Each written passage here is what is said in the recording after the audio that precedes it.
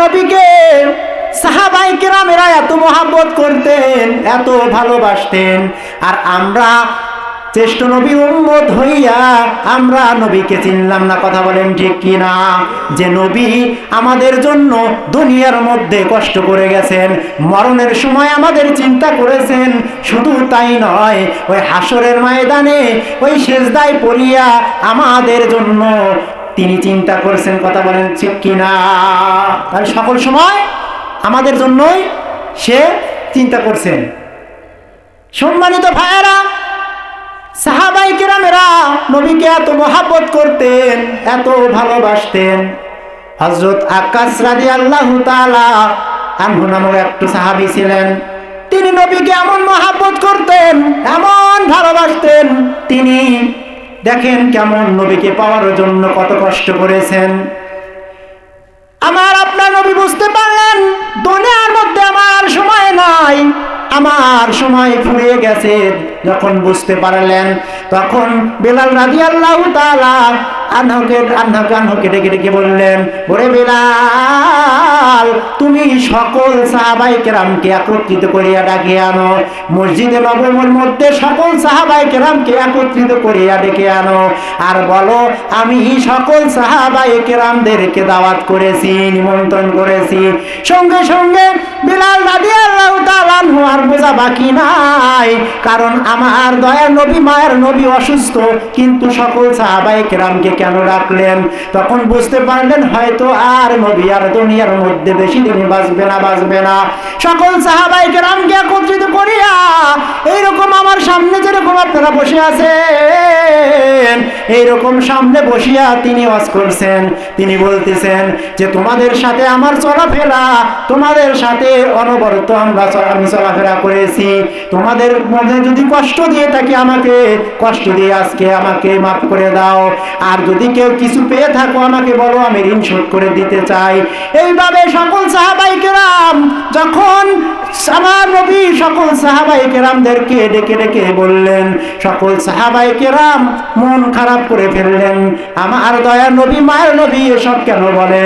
তখন তিনি বুঝতে পারেন না, সকল সাহাবায়ে কেরামকে একত্রিত করিয়া সকল সাহাবায়ে কেরামকে বললেন, আজকে তোমাদের কাছে যদি আমি ভুল করে থাকি মাফ করে দাও, কেউ যদি কিছু পেয়ে থাকো আমাকে বলো, আমি ঋণ পরিশোধ করতে দিতে চাই। এইরকম বলার পর কোন সাহাবায়ে কেরাম কিছু বলে না। হঠাৎ করিয়া আকাশ রাদিয়াল্লাহু তাআলা আনহু ডেকে ডেকে বলে, ইয়া রাসূলুল্লাহ, ইয়া হাবিবাল্লাহ, আমার একটা আরজি আছে। তখন সকল সাহাবায়ে কেরাম আকাশ রাদিয়াল্লাহু তাআলা আনহুর দিকে তাকিয়ে আছেন। তখন সকল সাহাবায়ে কেরাম ওর দিকে তাকিয়ে আছেন। ওই সাহাবী ডেকে ডেকে বলে, ইয়া রাসূলুল্লাহ, ইয়া হাবিবাল্লাহ, আমার একটা আপনার প্রতি আমার ক্ষোভ আছে, দুঃখ আছে, কষ্ট আছে। বলল কি? তখন বললেন, যখন আমি বদরের যুদ্ধের সময় আপনার সঙ্গে আমি রওনা হলাম, আমি ছিলাম ঘোড়ার উপর, আপনিও ছিলেন ঘোড়ার উপর, সঙ্গে সঙ্গে আপনার ঘোড়া আমার ঘোড়া যখন একটু হয়ে গেল, ওই সময় ভাবলাম আপনার উরুতে আমি একটা চুমু দিব।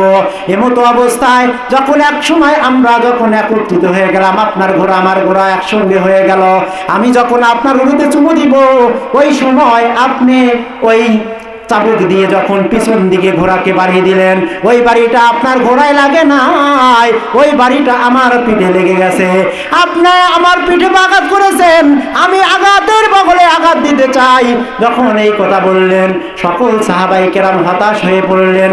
হায় রে, এমন সাহাবী হইয়া নবীকে মারতে চায়, প্রতিশোধ নিতে চায়, আঘাত দিতে চায়। সকল সাহাবায়ে কেরাম দুচোখের পানি ছেড়ে দিয়ে কান্না করে। এমতো অবস্থা সঙ্গে সঙ্গে আকাশ রাদিয়াল্লাহু তাআলা আনহু ডেকে ডেকে বললেন, ইয়া রাসূলুল্লাহ, হাবিবাল্লাহ, ওই পিঠের দাগ এখনো আমার যায় নাই, আমি আপনার আঘাতের বদলে আঘাত দিতে চাই। সঙ্গে সঙ্গে যখন এই কথা বললেন, তখন আবু বকর ডেকে ডেকে বললেন, আকাশ রে, যত আঘাত দেওয়া আমারে দে, আমার দয়ার নবী মায়ার নবীর আঘাত দিস না, কারণ আমার দয়ার নবী মায়ার নবী এতিম নবী, আমার নবীর মা নাই, আমার দয়ার নবী মায়ার নবীর বাবা নাই। তুই মারিস না রে, মারিস না, যত মারি দেওয়া লাগে আমারে মারি দে, তাও শোনে না। সঙ্গে সঙ্গে হাসান হোসাইন আলী রাদিয়াল্লাহু তাআলা আনহু সকলেই বলে যত মায়ের দেওয়া আমাদের দে, কিন্তু আমার নবীর গায়ে আঘাত দিস না।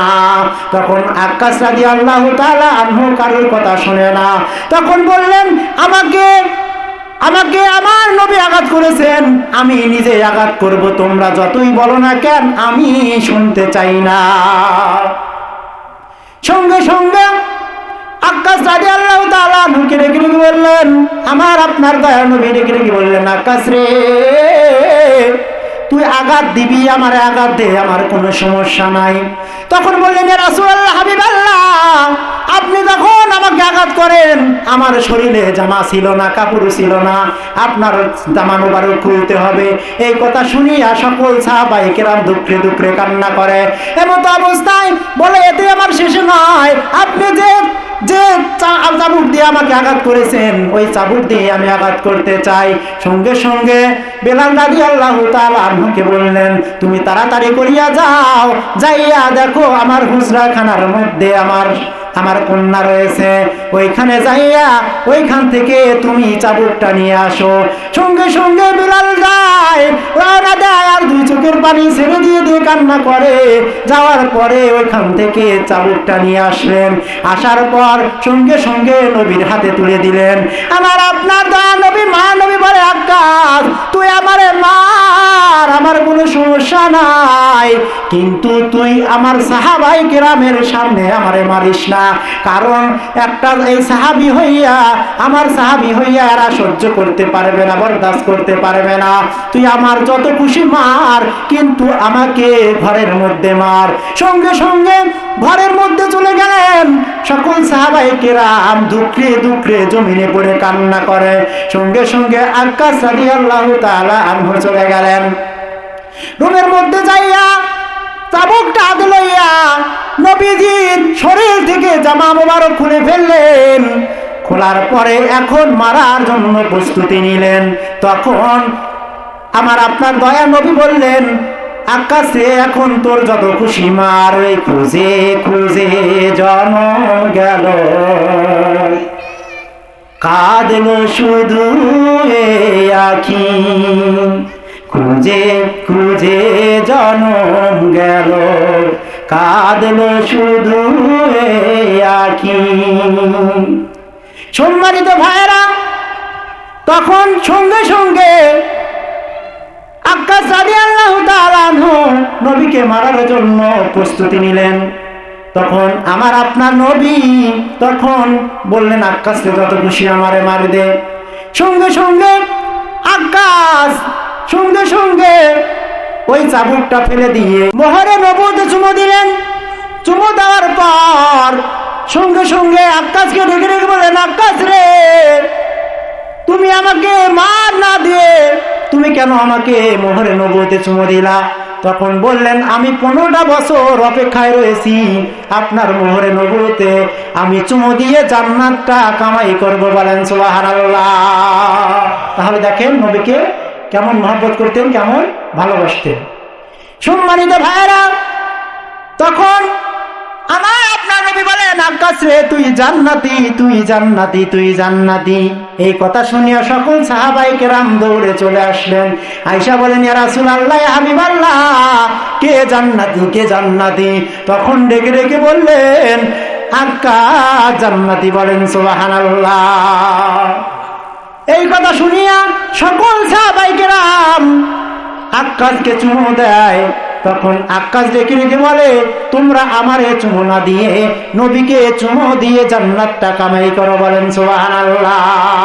তখন সকল সাহাবায়ে কেরাম বলল, নবীজি যেহেতু বলেছে আক্কাস তুই জান্নাতি, তোরে চুমা খাইয়া আমরাও জান্নাতি হয়ে যেতে চাই। বলেন সুবহানাল্লাহ।